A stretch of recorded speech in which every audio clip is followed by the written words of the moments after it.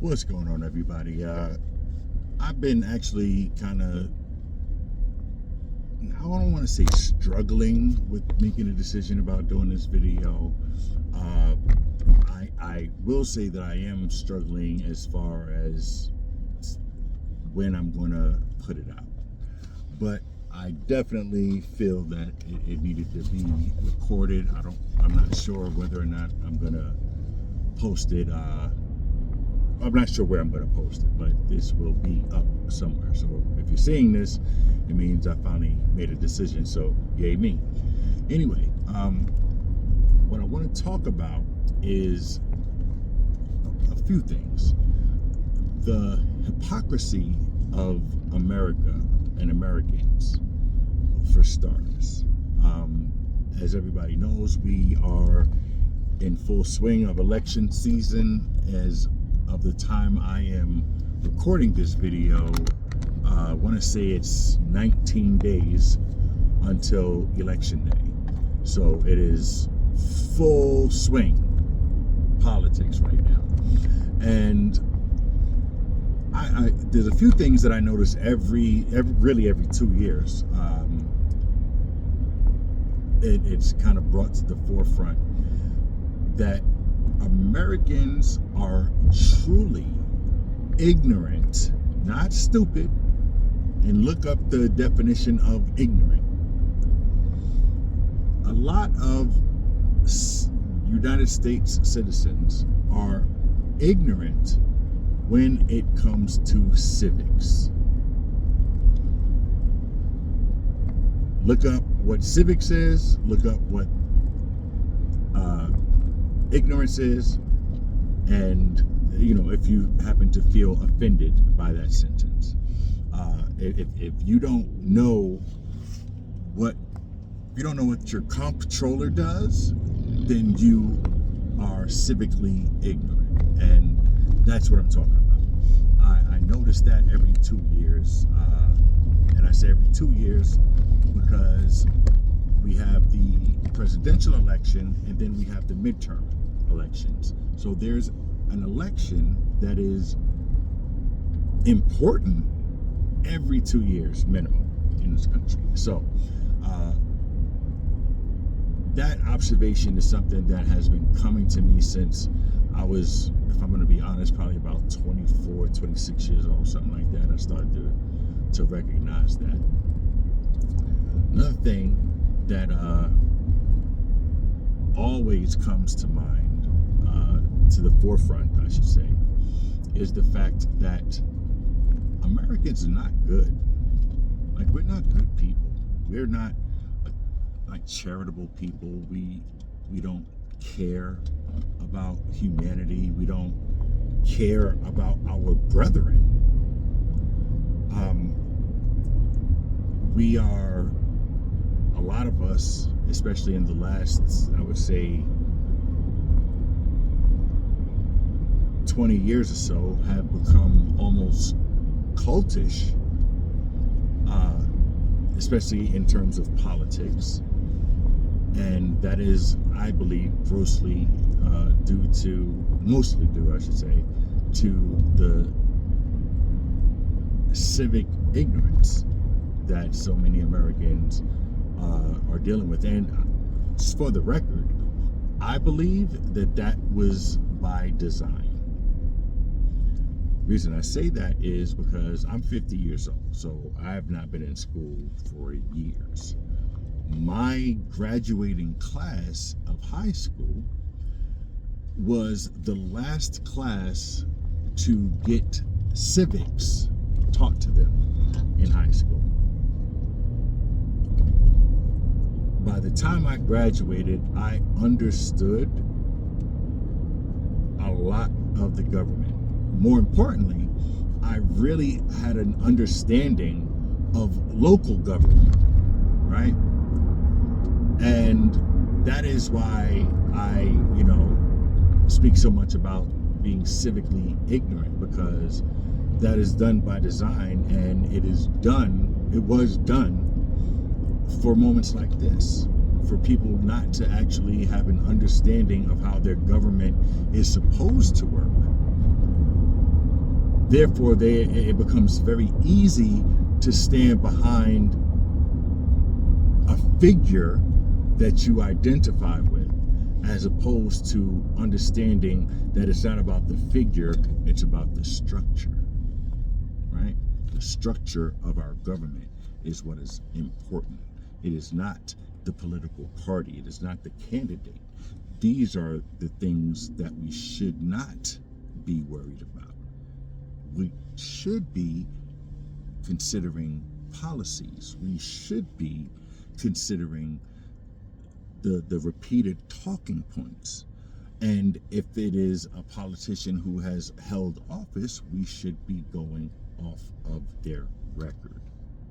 And what a lot of people do in terms of politics is they pick out what they don't like about the opposition and assume that the party that they're supporting is going to present all of those things, right?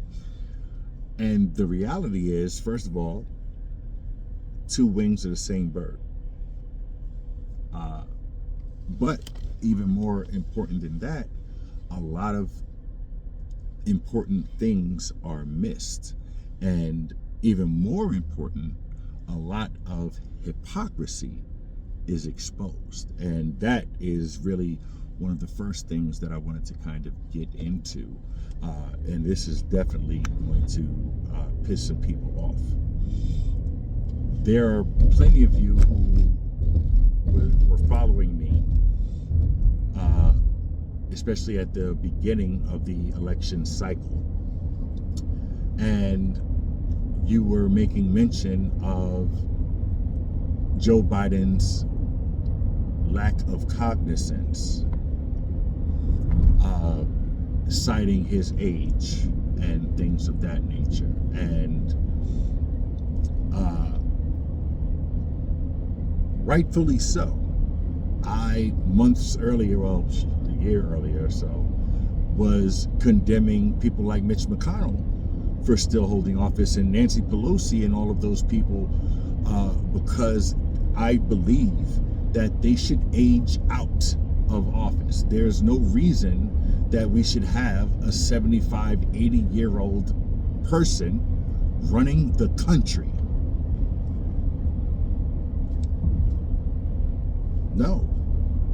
No, you're out of touch. Rightfully so. At 75 years old, you should be fucking chilling. Here's my big issue. While I was screaming that when Mitch had his glitch, I don't know if you guys remember that, but I spoke about that, and I didn't just speak about it in terms of Republicans. And that is what separates me from a lot of y'all. Because I heard thousands, literally thousands of you guys referencing Joe Biden's age, how he speaks, and how he misses the point sometimes and strays off, and all of the things. I was in agreement with all of that. That is the difference. I didn't believe that he should have been running. And I made that clear by now. If you know me and have been following me for at least the last three months or so, then you know that. I feel that from 2022, the mantle should have been being turned over to Kamala, putting her in position for this election cycle as opposed to how it came into play. But that is for a different video. I have made mention to a lot of people, some in real life, that I see every day, or, not every day, but people that I see and know personally, and people online. And these are, for the most part, people that I've had the conversation about being old and in office with before. And I brought up to them, or bring up to them, the point, well, Trump is super old. He is officially the oldest candidate that has ever ran for president. And should he win, he will officially be the oldest president.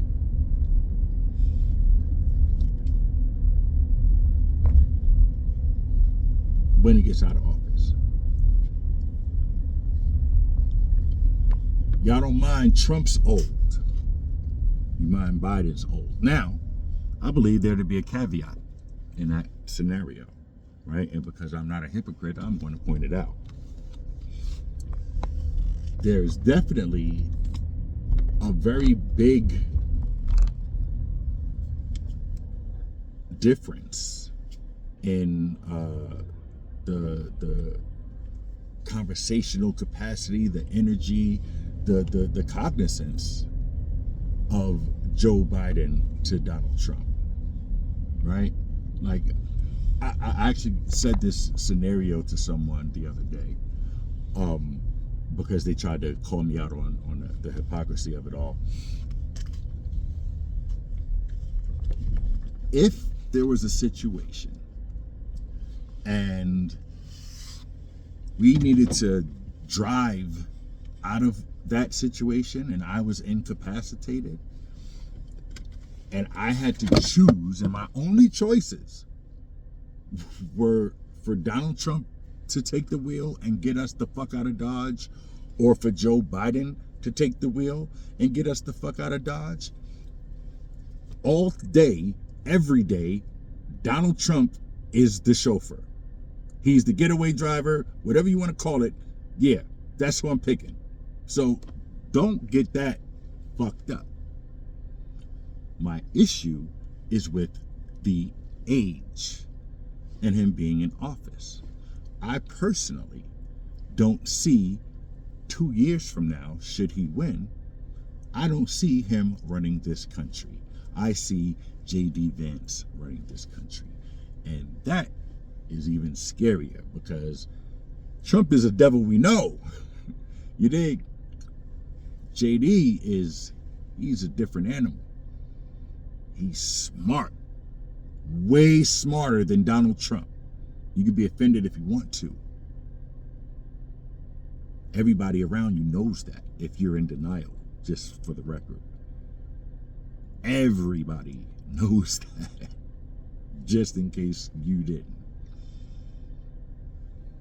That being said, Project 2025 definitely happens with J.D. Vance in office. That is a problem. But getting back to the hypocrisy, that's the biggest part of the hypocrisy, aside from the fact that we, like, the biggest things, the two biggest issues that Donald Trump ran on initially, right? Because I'm just going to go off of his record, what he actually did, right? Replacing the ACA, right?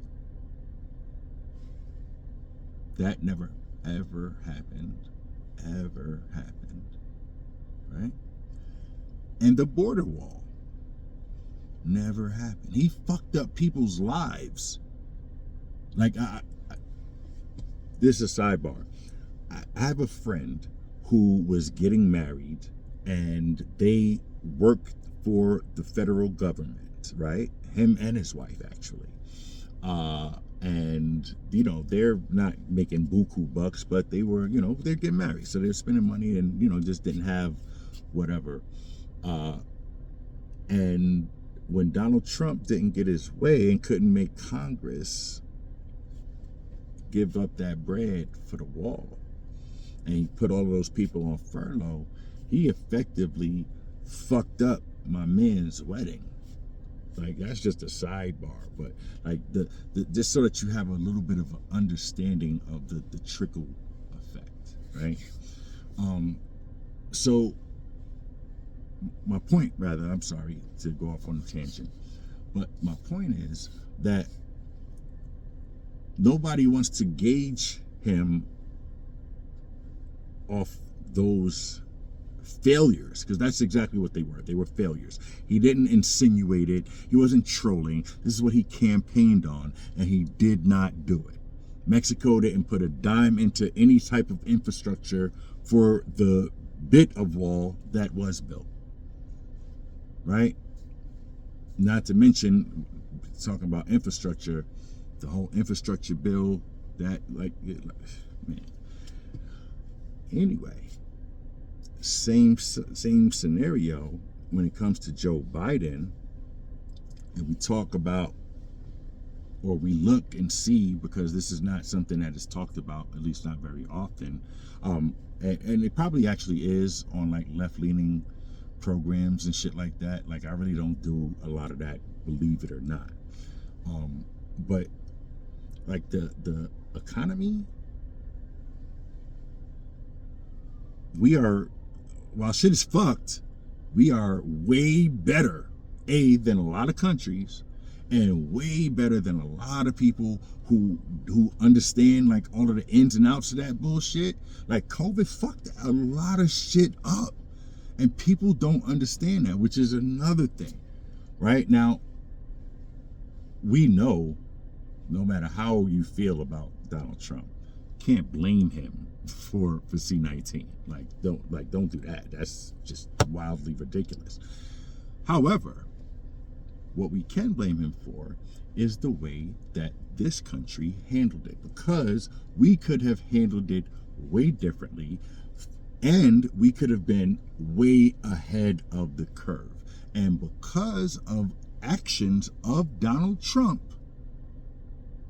we were not aware as early as we could have been, and did not have the precautions taken out and the knowledge gathered that would have gotten us through that a little better. Hindsight is 2020, but Donald Trump is responsible for disbanding the government program that looks for pandemics. Like, this is what they did. So they would have peeped what was going on in Wuhan and been like, whoa, we gonna, nah, chill, bro. But we'll never know now. But we won't give Joe Biden the credit deserved for us not still paying $5 to $7 a gallon for gas, $7, $8 for milk. That was happening, and it's not. Are things back to the pre-pandemic prices? No, and they probably will never be. That is just the way life is and how economics work. But be that as it may, no one on the right, on the Republican side, nobody wants to give the credit where it's due. At least I don't hear it coming from, the right-leaning media sources. So yeah, that is the hypocrisy of America is definitely something that I notice on a regular. And another thing that is very prevalent to me is that we're not good. Like I said before, like, we're not a good people. We're not good people. And I've said this, like, in personal conversations. I'm gonna jump out the window and say it here. We kind of deserve President Trump. Like, I'm not saying that Kamala is like, the perfect candidate or an angel or anything like that. What I'm saying is, she is not as fucked up as him as an individual. And the country, the way that we act, the way that we interact, the way that we treat each other, we deserve a Donald Trump. And for nothing else, to expose the hypocrisy to ourselves, because the people that are on the left, they are guilty of a lot of the same bullshit. You know what I mean? A lot of the same extremisms. But it comes in a softer packaging, so they're able to digest it a little better, and the Republican side tends to just be a bit more abrasive with it. But it's all bullshit. It's all fuckery. It's all hatred. We're not good, and we deserve a president that is not good. We deserve a president that wants to bully people, because that's what the fuck the American populace is. Granted, the left, not as hardcore as far as the oppression of the right, but there are some extremists who are absolutely oppressive on the left.